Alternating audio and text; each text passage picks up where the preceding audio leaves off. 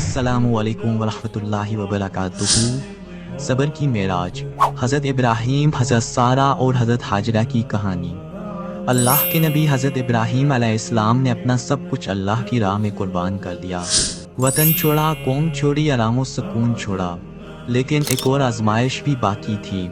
औलाद नहीं हो रही थी। साल दर साल गुजरे, दुआएं मांगी, आंखें इंतज़ार में नम रहीं। हज़रत सारा जो आपकी वफादार और नेक सैयद बीवी थी, खुद भी इस ख्वाहिश को दिल में रखती थी, लेकिन वो भी जानती थी कि अल्लाह की रज़ा सबसे बड़ी है। फिर हज़रत सारा ने खुद हज़रत इब्राहीम अलैहिस्सलाम की शादी हज़रत हाजरा से करवा दी। बहुत आसान लगता है, लेकिन एक औरत के दिल पर ये फैसला कितना भारी होता है, ये वही जानती है जो खुलूस से कुर्बानी देती है। हज़रत सारा ने अपनी ख्वाहिश, अपना दिल, अपना हसद, सब कुछ अल्लाह के लिए कुर्बान कर दिया।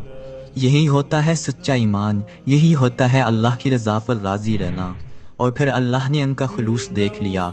हज़रत हाजरा से हज़रत इब्राहीम को बेटा अता हुआ, हज़रत इस्माईल अलैहिस्सलाम, नेक, फर्माबरदार और बुर्दबार बेटा। चलें जी, इस वाक़े से आपने क्या सीखा?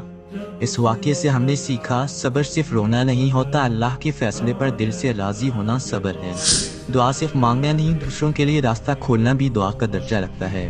अगर तुम किसी के लिए वो कुर्बानी दो जिसकी तुम खुद ख्वाहिश रखते हो, तो जान लो कि अल्लाह तुम्हें वही अता करेगा, बल्कि उससे भी बेहतर अता करेगा इंशाअल्लाह। इकबाल तेरी कौम का इकबाल खो गया है, इकबाल तेरी कौम का इकबाल खो गया है, माजी तो सुनहरा है, हाल खो गया है।